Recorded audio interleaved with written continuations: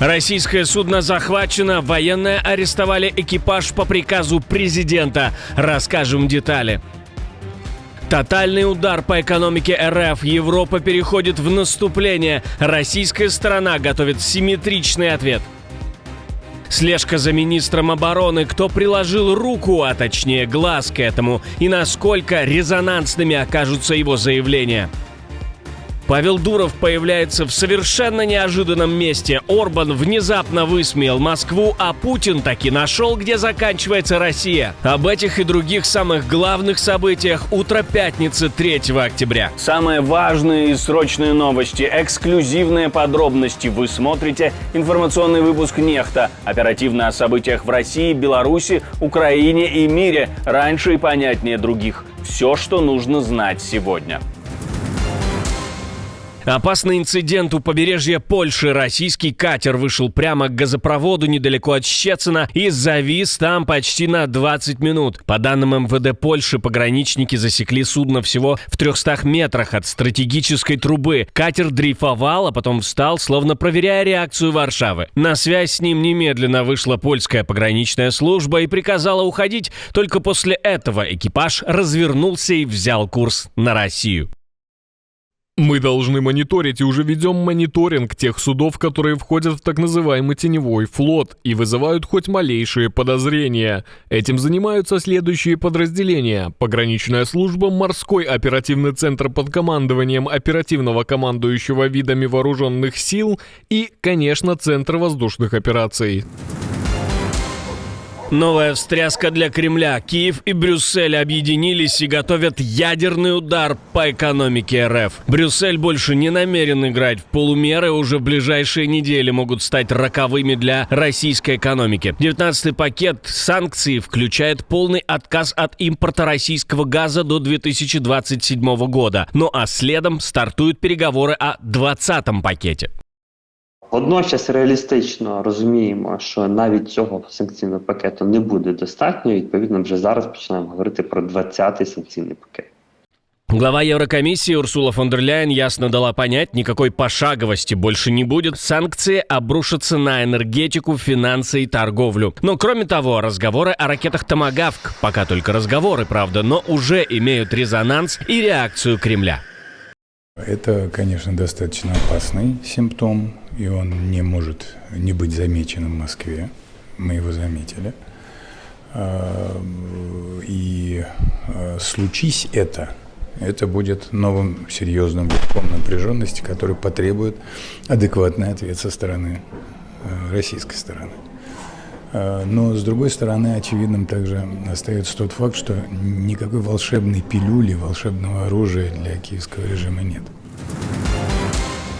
В Копенгагене на саммите Европейского политического сообщества разгорелся неожиданный спор. Прямо у камер главы двух стран ЕС вступили в перепалку о том, кто на чьей стороне. И, кажется, каждый собирался утащить другого за локоть. Кто сейчас представляет главную угрозу для Европы? Настоящая угроза – экономическая стагнация и потеря конкурентоспособности. А не Россия? Мы сильнее России, так что, ребята, мы сильнее России. Сравните и основывайте мнение на фактах. У нас более 400 миллионов человек, да? В России 130 с чем-то. Посмотрите на ВВП Европы, он вот такой. А Россия вот такой.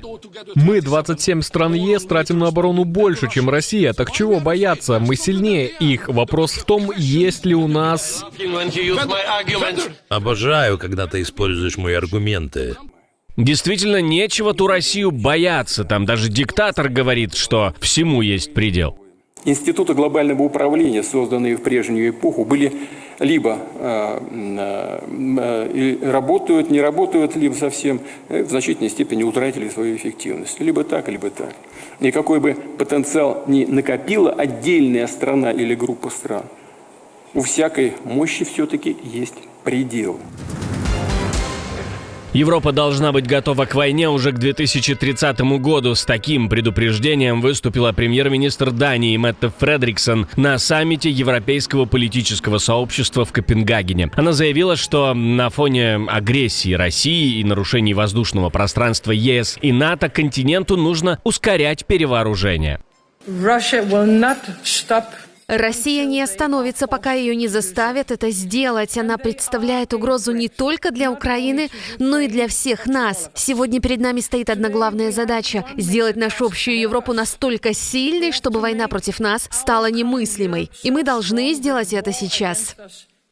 На саммит прибыл и президент Украины Владимир Зеленский. Он подчеркнул, что Украина накопила, возможно, самый большой опыт в мире в отражении атак беспилотников и готова делиться им с союзниками. Киев рассчитывает на новые военные поставки и поддержку. Безопасность в Дании на время этой встречи усилили. В Копенгаген прибыл немецкий фрегат «Хамбург» с системой ПВО. После серии инцидентов с таинственными дронами у датских аэропортов и военных баз ответственность за них европейские страны возлагают, я напомню, на Россию, но Москва все отрицает.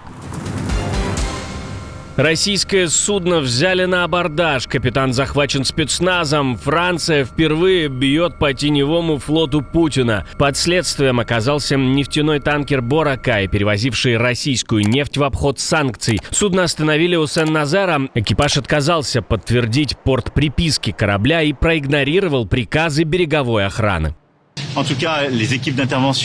Расследование в отношении танкера «Боракай» — это, безусловно, правильное решение. Экипаж допустил очень серьезные нарушения, и к тому же они приносят десятки миллиардов евро в бюджет России и, по нашей общей оценке, финансируют 40% ее военных усилий. Мы насчитываем от 600 до 1000 таких судов, которые перевозят российские углеводороды, даже несмотря на запреты.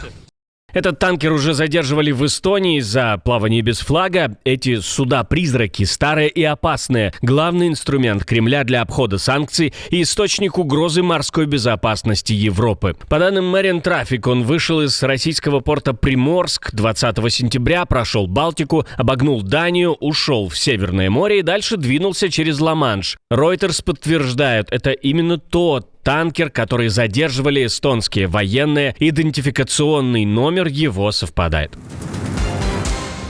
Атмосфера в городе напряженная. Силы безопасности усилили охрану еврейских объектов по всей стране. Неизвестный сначала протаранил прохожих автомобилем возле синагоги, а затем выскочил с ножом и начал наносить удары. 2 человека убиты, 4 раненых. Полиция ликвидировала нападавшего на месте. К месту ЧП вызвали саперов, чтобы проверить, не оставил ли он взрывчатку. В Манчестере теракт в священный день Йом-Кипур. Премьер-министр Кир Стармер уже назвал атаку ужасающей. Подчеркнул, удар был нанесен в день, когда миллионы иудеев по всему миру молятся о жизни и прощении.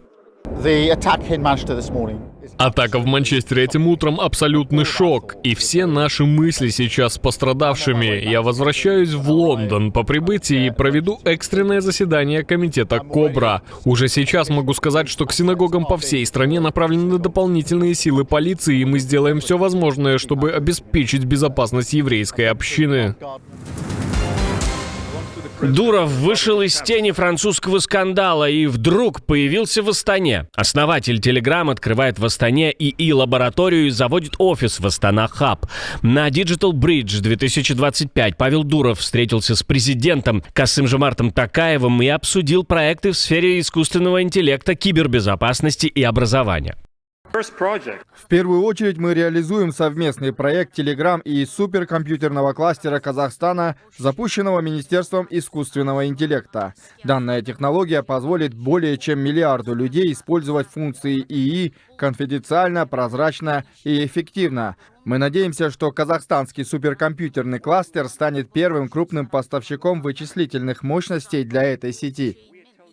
Telegram официально становится игроком на казахстанском рынке технологий. Токаев называет компанию ключевым партнером цифровой повестки, а Дуров обещает совместные инициативы по развитию искусственного интеллекта. На том же форуме Токаев встретился с главой компании Binance и профессором Стэнфорда Ильей Стрибулаевым, но главный акцент дня именно Telegram, который теперь превращает Казахстан в новую точку технологического роста.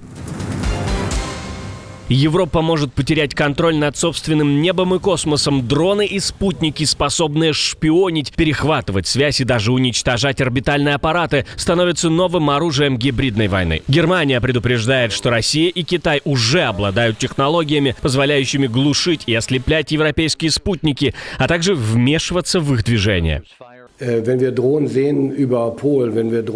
Когда мы видим дроны над Польшей, когда мы видим дроны над Данией, совершенно очевидно, что это не дроны телекомпаний и не дроны для съемок фильмов.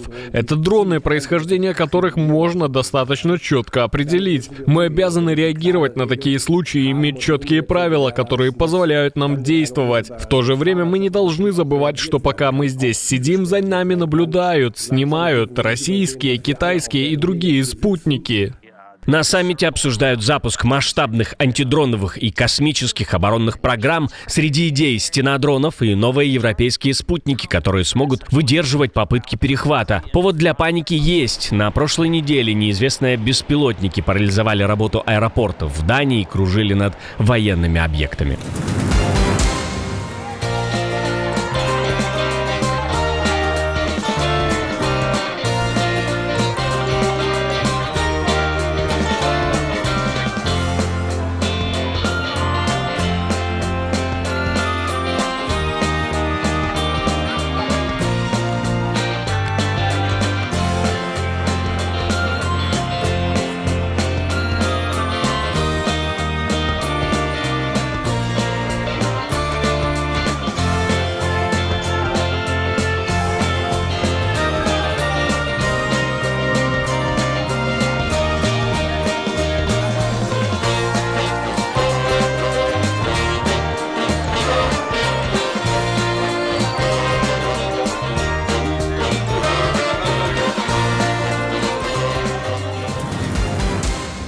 Отдельное спасибо, что досмотрели до конца. Спасибо за ваше доверие. Жду развернутых комментариев, лайков и репостов. Это важно, чтобы нас становилось больше.